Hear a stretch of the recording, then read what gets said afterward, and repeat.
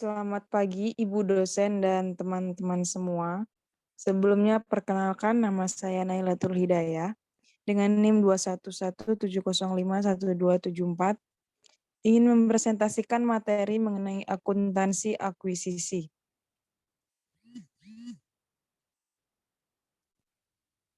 Akuntansi untuk akuisisi. Perbedaan metode nilai wajar atau biaya dan metode ekuitas untuk investasi sah dipergunakan prinsip-prinsip akuntansi yang diterima umum.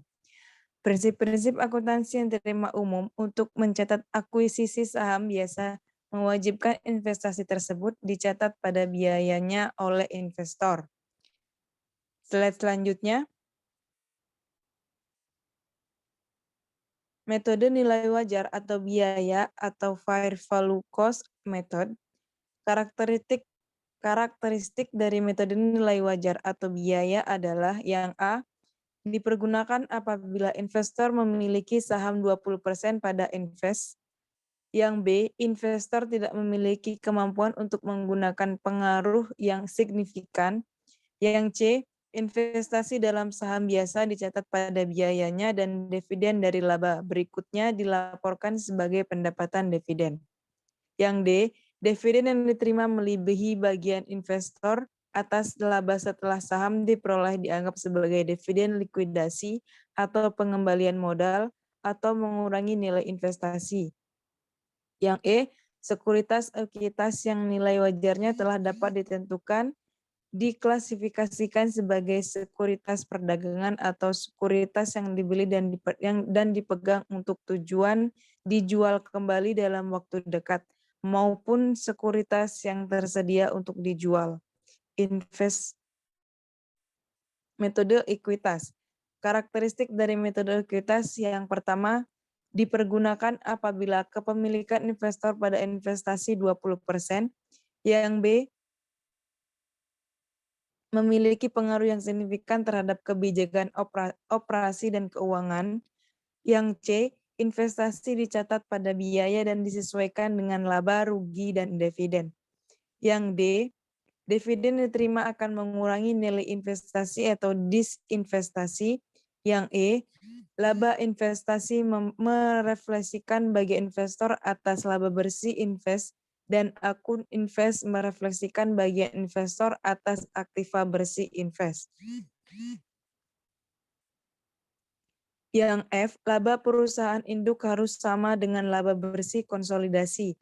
Hal ini merefleksikan laba perusahaan induk dan perusahaan anaknya sebagai entitas ekonomi tunggal. Slide selanjutnya. Konsekuensi ekonomi dan penggunaan metode nilai wajar atau biaya dan ekuitas. Metode akuntansi yang berbeda. Yang pertama, jumlah investasi yang berbeda pada neraca perusahaan investor dan jumlah laba yang berbeda pada laporan laba rugi. Yang kedua, apabila investor menggunakan metode nilai wajar atau biaya dalam investasi sahamnya, maka investor dapat atau mengendalikan operasi invest secara signifikan termasuk pengumuman dividen. Yang ketiga, dengan mempengaruhi atau mengendalikan keputusan dividen invest, perusahaan investor dapat memanipulasi laba investasinya. Slide selanjutnya.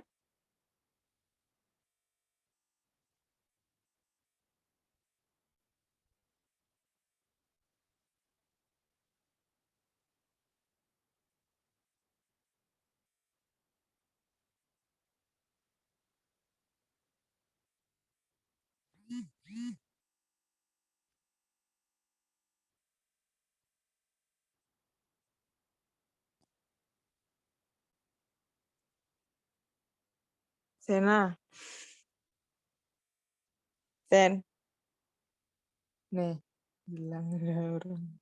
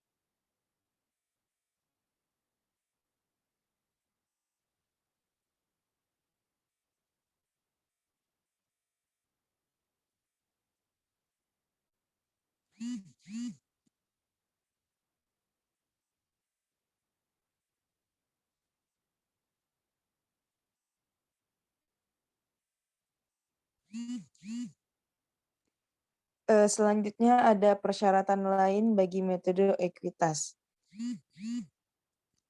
Dalam melaporkan bagiannya atas laba dan rugi invest, menurut metode ekuitas, perusahaan investor harus mengeliminasi pengaruh laba dan apa? Ya boleh Dasen, boleh Sen.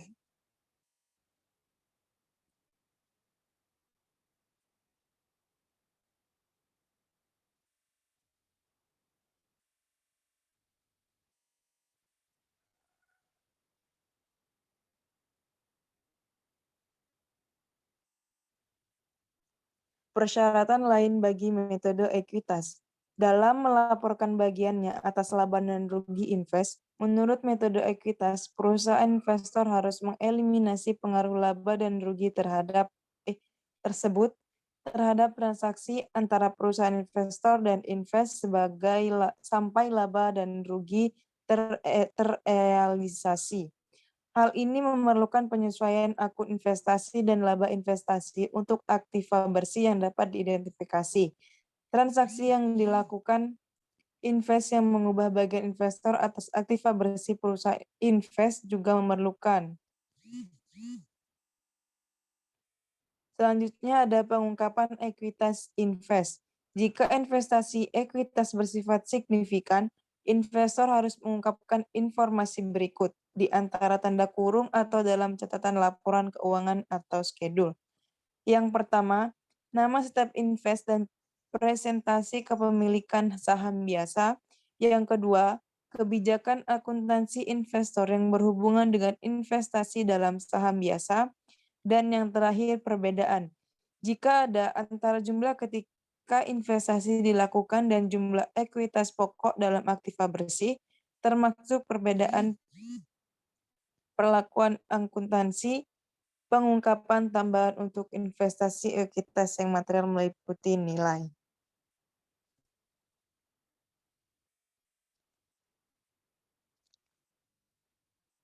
Selanjutnya,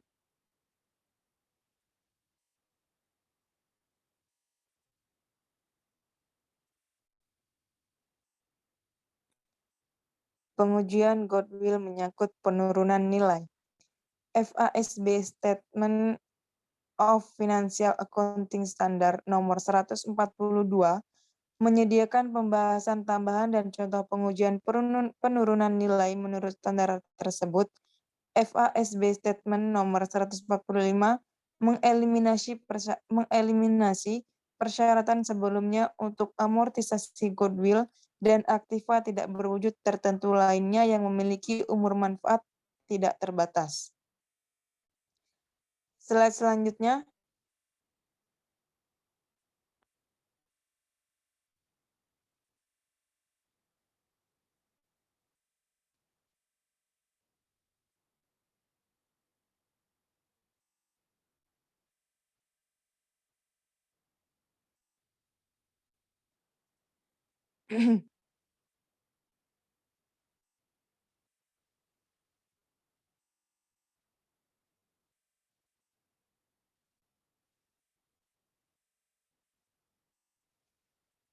Mengakui dan mengukur kerugian penurunan nilai. Yang pertama, perusahaan harus membandingkan nilai tercatat atau nilai buku dengan nilai wajar pada tingkat unit pelaporan bisnis. Yang kedua, pengukuran dan pengakuan kerugian penurunan nilai. Langkah kedua ini memerlukan suatu perbandingan jumlah tercatat goodwill dengan nilai wajarnya yang tersirat. Perusahaan harus melakukan perbandingan pada tingkat unit pelaporan bisnis jika jumlah tercatat melebihi nilai wajar goodwill yang tersirat. Perusahaan harus mengakui selisihnya sebagai kerugian penurunan nilai. Jumlah kerugian ini tidak dapat melebihi jumlah tercatat goodwill karena perusahaan tidak dapat membalik kerugian penurunan nilai. Slide selanjutnya.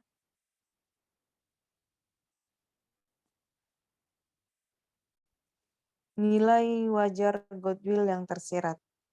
Perusahaan harus menentukan nilai wajar goodwill yang tersirat dengan cara yang serupa seperti ketika mencatat goodwill untuk pertama kalinya pada tanggal penggabungan usaha. Perusahaan akan mengalokasikan nilai wajar unit pelaporan ke semua aktiva yang dapat diidentifikasi serta kewajiban.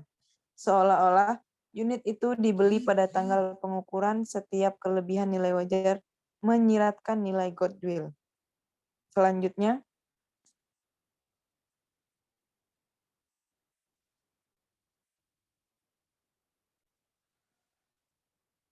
materi terakhir yaitu menentukan nilai wajar unit pelaporan. Nilai wajar aktiva dan kewajiban adalah jumlah yang akan dipertukarkan dalam suatu transaksi. Karena itu, nilai wajar unit pelaporan adalah jumlah yang akan dibeli atau dijual dalam transaksi berjalan. FASB akan mempertimbangkan harga pasar saat ini dalam pasar yang aktif sebagai indikator nilai wajar yang paling andal bagi unit pelaporan. Sekian presentasi yang dapat saya sampaikan. Kurang lebihnya mohon maaf. Saya tutup dengan terima kasih.